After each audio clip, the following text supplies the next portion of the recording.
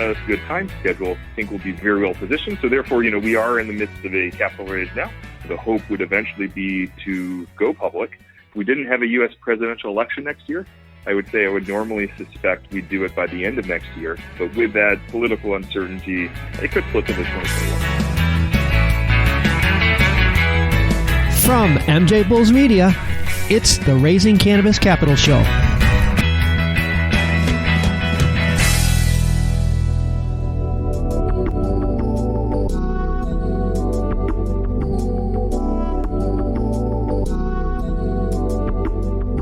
Today on Raising Cannabis Capital, we are joined by Kyle Detwiler, the CEO of Clever Leaves.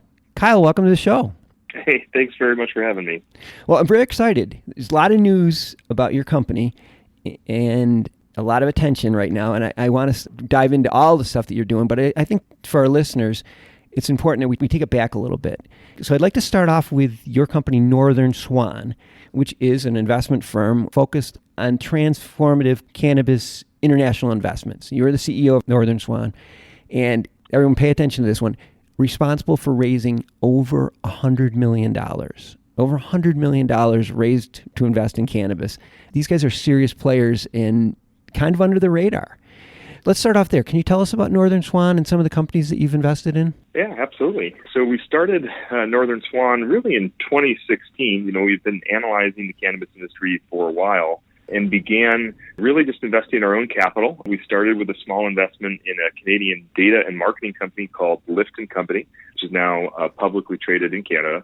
Really, that opened our eyes to the space. We started to learn about consumer trends, the difference between flower and extract products, started to learn about the differences between the Canadian market and the United States. And it was really just kind of the eye-opener. Eventually, what we determined was that it was a little bit more difficult for us to make, say, 10 investments in 10 different companies and have a low level of influence. I grew up investing at KKR and the Blackstone Group, so generally control-oriented private equity style. And so, we decided that we'd rather put all of that capital that we would normally 10 bets with and put it into one bet. And we did that down in Columbia at a time when I think most people thought we were flat out nuts.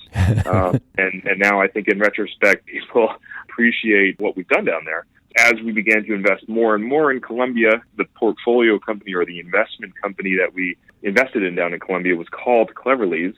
And we suddenly, the 70% owner of the largest licensed producer in Colombia, and decided that we had also incubated some projects in Europe and said maybe it makes sense to combine these things so that the Colombian operation is sort of vested in the success of Portugal and Germany and vice versa, and really make it one big happy family. Wow. And so it was recent. In November, you officially changed the name, merged the two companies, and you were announced as the CEO of the new entity, which is called Clever Leaves. And you have subsidiaries in Colombia, Portugal, Canada, United Kingdom, Germany, United States. As far as I can tell, you were one of the largest hemp and medical cannabis producers in the world. Is that accurate? Yeah, always tough to measure, by employee count. We have over 750 employees. I think that generally shocks most people. Yeah. As measured by square footage, we have about 1.9 million square feet of cultivation capacity in greenhouses, plus about 70 million square feet of outdoor properties. That's very big.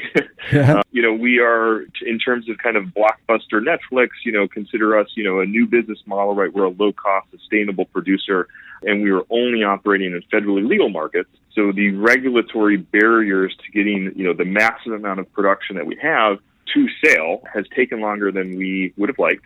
And so I think really Clever Leaves is going to start to get known a lot more in 2020 when we kind of finally break down these barriers or overcome the challenges that are required to become one of the first producers in Colombia exporting to the UK, to Germany, maybe the United States someday. Well, as somebody that really doesn't know anything about growing, it seems to me that you'd have a huge advantage with production coming out of Colombia. Colombia is just an amazing terrain or biome for cannabis cultivation. We weren't geniuses. We didn't fall in the bathtub and have our eureka moment. I think the world has known this for a long time. If you walked into a flower shop in New York City and you walked in there and wanted to order some roses, those roses were imported. There's a 7 in 10 chance those came from Colombia. So Colombia, has a great climate for this. the deviation of a length of day from the longest day to the shortest day of the year in terms of sunlight is a grand total of 12 minutes. Basically a perfect 12 hours of darkness, 12 hours of sunlight. We have the conditions that people spend hundreds of dollars per square foot to build and hundreds of dollars per kilogram to grow. We get all that conditioning that, everybody in the United States in indoor facilities or Canada tries to trick the plant into feeling. We get all of that for free. The Americans and the Canadians try to trick the plant into feeling like it's in Columbia when it's really in Edmonton. And on top of that, there's some other more nuanced advantages, which I'll be frank, we only found out by doing. When we started in Columbia, we tested growing in 7 or 8 different pockets of the country.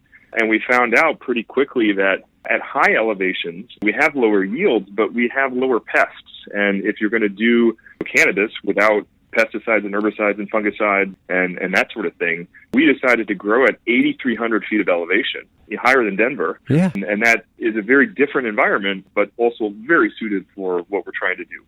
That is really interesting. You've used Mother Nature as your business partner, essentially, to give you an advantage over everybody. Yeah, and I think it goes beyond that, too. I mean, we went into an area in Columbia where 90% of employment was informal. So when suddenly a legitimate employer, willing to follow the labor laws of Columbia, willing to pay a little bit of a premium and also go out of its way to bus workers in so that they can maximize their time with their family, provide lunches, English lessons, and a variety of other things. That's been really important for us. We've also made social impact as a key cornerstone of our business. So we employ more than 70% women in Columbia, wow. And more than half of those are single mothers. And in that country, this is actually a tip or an idea from one of our investors that employed a similar strategy in their restaurant business. And we found that also to be quite effective, not just about recruiting, but about what we say is cultivating mojo, really making this a place that people love to come to. They really feel like they're making a difference. And I think that's been a nice competitive advantage as well.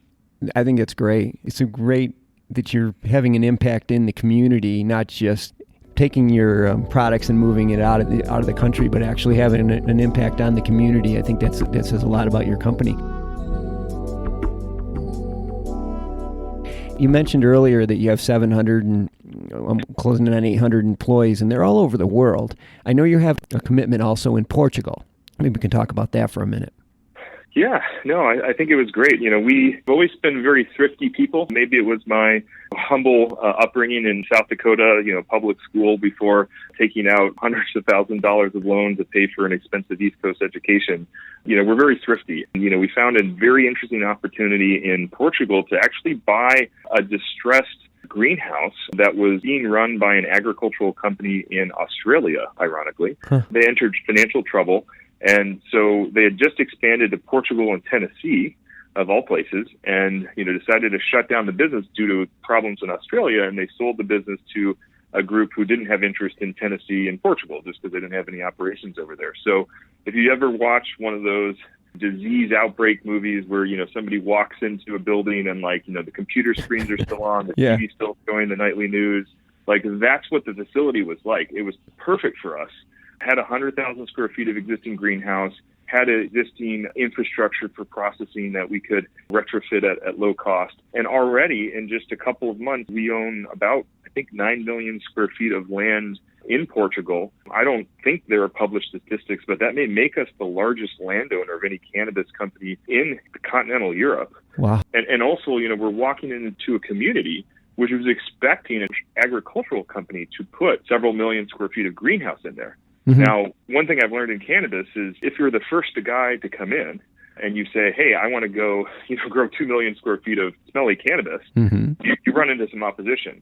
When you run into a community who was expecting a project and didn't get that, as opposed to being sort of like this intruder, really more like a white knight in that area, trying to bring employment which was promised to that area, albeit through different means. Yeah, that worked out great for you guys. Like you said, you sort of stumbled into it, but it was sounds to me like a perfect opportunity. Now, as I mentioned earlier, you just said that you could be the largest cannabis landowner in Europe, and that just goes back to what I said at the beginning, where you quietly snuck up on the industry, but not in the investment community. You raised over $100 million. You just finished a Series D round in 2019 I think it was close to $60 million. What's the plans for continuing raising capital? I think, we are still pre-cash flow positive, and that's because of these growth initiatives. Portugal, we're super excited about. I think the market slowdown in cannabis only means great things to those that will survive and persist. I think if I looked at all of the pitch decks of everybody who is going to build these super expensive facilities in Europe, I'd predict, 80% of those won't get constructed anymore, which means when we were really, conservative in our financial forecasts, assuming there was a glut in Europe in 4 years, that may not happen now. So I think if we can get our operations up and running on a good time schedule, I think we'll be very well positioned. So therefore, we are in the midst of a capital raise now. The hope would eventually be to go public.